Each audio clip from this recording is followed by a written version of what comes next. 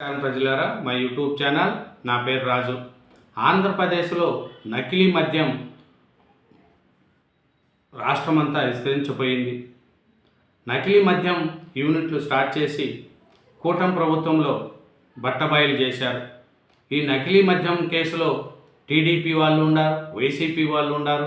అందరూ కూడా ఈ నకిలీ మద్యం దాంట్లో ఈ స్కామ్లో ఈ నకిలీ మద్యం తాగి ఎంతోమంది ప్రాణాలు పోగొట్టుకుంటున్నారు.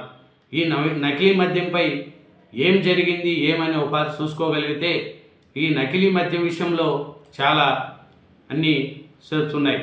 ఎందుకంటే ఈ నకిలీ మద్యంపై కొంతమంది అన్ని పార్టీలకు ఉంది.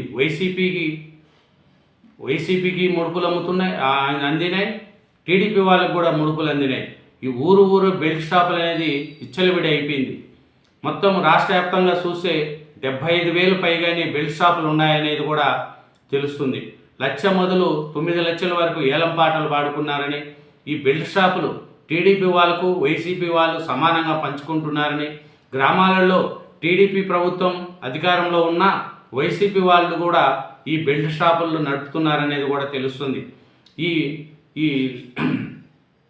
ఈ కల్తీ మద్యంలో బయటపడ్డ జనార్దన్ రావు గారు కానీ, జయచంద్రారెడ్డి గారు కానీ, సురేష్ నాయుడు గారు కానీ వీళ్ళందరూ కూడా గత వైసీపీ ప్రభుత్వం నుంచి కూడా ఆఫ్రికాలో ట్రైనింగ్ అయ్యి అక్కడ కల్తీ మద్యం తయారు చేసి అక్కడి నుంచి వచ్చి హైదరాబాద్లో ఫినాయిల్ పేరుతో ఈ స్పిరిట్ను తెప్పించి తంబలంపల్లి, ములకల చెరువుల్లో కల్తీ మద్యం ప్లాంట్లు పెట్టారు. దీంట్లో జనార్దన్ రావు గారు కీలక పాత్ర వహిస్తే అతన్ని సహకరించిన వాళ్ళు Jayachandra Reddy TDP Thamballapalle MLA candidate, ఇంకొక ఆయన సురేష్ నాయుడు, వీళ్ళు కూడా ఈ కకృతి పడి ఈ కల్తీ మద్యానికి ఆద్యం పోశారు. దీని మీద మన చంద్రబాబు నాయుడు గారు సీరియస్ అయ్యి జయచంద్రారెడ్డిని టీడీపీ పార్టీ నుంచి సస్పెండ్ చేసి సురేంద్ర నాయుడును సస్పెండ్ చేసి కేసులు బుక్ చేసి వాళ్ళను పార్టీ నుంచి దూరం చేశారు. కానీ ఆంధ్రప్రదేశ్లో ఇప్పుడు కూటమి ప్రభుత్వం వచ్చిన తర్వాత కూడా ఊరా బెల్ట్ షాపులు ఉన్నాయి, కొత్తగా బెల్ట్ షాపులు ఉన్నాయి. ఇంచుమించు రాష్ట్ర వ్యాప్తంగా చూస్తే 75,000 పైదాటి బెల్ట్ షాపులు ఉన్నాయి. ఈ బెల్ట్ షాపుల్లో టీడీపీ వాళ్ళు అత్యధికంగా టీడీపీ వాళ్ళ చేతుల్లో ఉన్నాయి. ఎందుకంటే ప్రభుత్వం వాళ్ళ చేతిలో ఉందని చేస్తున్నారు. అట్లాగా వైసీపీ వాళ్ళు కూడా కొంతమంది బెల్ట్ షాపులు చేసుకుంటున్నారు. ఈ నకిలీ మద్యంపై మన వైఎస్ఆర్సీపీ కూడా రణబేరి చేస్తూ రాష్ట్ర వ్యాప్తంగా వ్యతిరేక ర్యాలీలు చేయాలని వైసీపీ అంటుంది. వైసీపీ ప్రభుత్వంలో బీజం పడినప్పుడు వైసీపీ ఏమీ మాట్లాడలేదు. లిక్కర్ స్కామ్లో అరెస్ట్ అయితే మా వాళ్ళంతా మంచోళ్ళు, లిక్కర్ స్కామే జరగలేదు అని వైసీపీ చెప్పుకుంటుంది. ఈ కల్తీ మద్యం తయారీ యూనిట్లు వైసీపీ ప్రభుత్వంలోనే చేశారు. అప్పుడు జగన్మోహన్ రెడ్డి గారు అవన్నీ పట్టించుకోలేదు. కానీ టీడీపీ గవర్నమెంట్ వచ్చిన తర్వాత చంద్రబాబు నాయుడు గారు ఎక్సైజ్ వాళ్ళు దాడి చేసి తన వాళ్ళైనా సరే వాళ్ళకు పార్టీని సస్పెండ్ చేసి చేశారు. అట్లాంటిది ఇప్పుడు ఈ నకిలీ మద్యంపై మన చంద్రబాబు నాయుడు గారు సిట్టు వేస్తున్నారు. ఏమిటంటే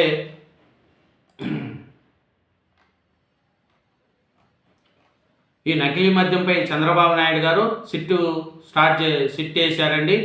ఏమంటున్నారంటే చంద్రబాబు నాయుడు గారు త్వరలోనే కుట్ర బయటపడుతుంది, ఇది సాధారణంగా జరిగిన నేరం కాదు, ఎలాంటి వారిలైనా వదిలే ప్రసక్తి లేదు, నకిలీ గుట్టి తేల్చేలా ఎక్సైజ్ సురక్ష యాప్ ఈ నెల 16 నుంచి అందుబాటులోకి, ప్రజా ఆరోగ్యమే నాకు ముఖ్యం, యాచకుల మరణాలను నకిలీ ఖాతాలో వేస్తున్నారు, తప్పుడు ప్రచారం సహించం అని సీఎం చంద్రబాబు నాయుడు గారు హెచ్చరిస్తున్నారు. దీంట్లో ఈ సిట్లో ముఖ్యమంత్రి ప్రకటించారు, ఇది సాధారణంగా జరిగిన నేరం కాదని, భారీ కుట్ర ఉందని తెలిపారు. ఈ కుట్రదారులు ఎవరో త్వరలోనే బయటపడుతుందనేది కూడా చంద్రబాబు నాయుడు గారు చెప్తున్నారు. ఇందులో చాలా అంశాలు బయటపడాలనేది కూడా ఆయన చెప్తున్నారు. ఈ నకిలీ మద్యాన్ని గుర్తించేందుకు ఎక్సైజ్ సురక్ష పేరుతో కొత్త యాప్ను ఆవిష్కరించారు. మద్యం సీసాపై ఉన్న బార్ కోడ్ను యాప్ ద్వారా స్కాన్ చేసి ఆ సీసా ఉత్పత్తి నుంచి అమ్మకం వరకు అన్ని వివరాలు తెలుస్తాయని, కోడ్ స్కాన్ కాకపోతే అది నకిలీగా నిర్ధారణ అవుతుందని కూడా చంద్రబాబు నాయుడు గారు చెప్తున్నారు.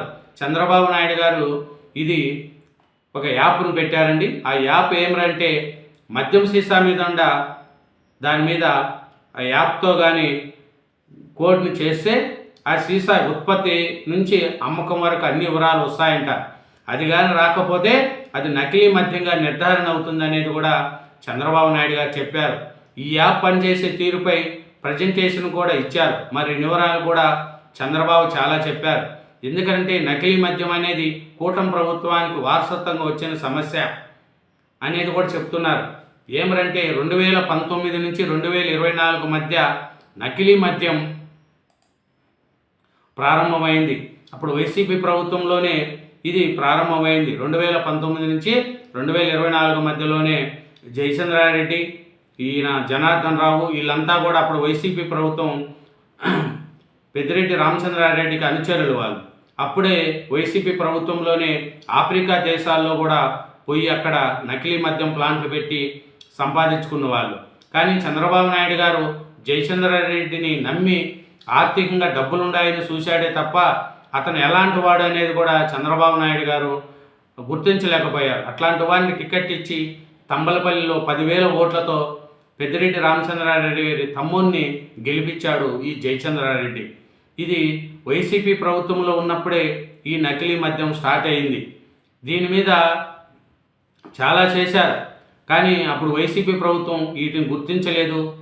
చేసిందంతా చూసి ఇప్పుడు చంద్రబాబు నాయుడు గారు ప్రభుత్వం చేస్తుంది నకిలీ మద్యం అని. ఈ నకిలీ మద్యం బీజం పడింది వైసీపీ ప్రభుత్వం నుంచే కదా. అప్పుడు మీరు ఏం చేసుకున్నారనేది కూడా ఎవరు ఏం చేయలేకున్నారు. అది ఇంకా చూసుకుంటే నేను సీఎంగా 15 ఏళ్ళు పూర్తి చేసుకున్నా, 15 ఏళ్ళ ప్రతిపక్ష నేతగా ఉన్నా. మొత్తం టీడీపీ ప్రభుత్వం 22 ఏళ్ళు అధికారంలో ఉంది. కానీ ఎప్పుడూ చూడని ఇంత ధోరణి ఇప్పుడు కనిపిస్తుంది. 1995 నుంచి ఇప్పటిదాకా నేను సీఎంగా ఉన్నప్పుడు ఎన్నడూ నకిలీ మద్యం చూడలేదు. దాని గురించి మాట్లాడిన అవసరమూ రాలేదు.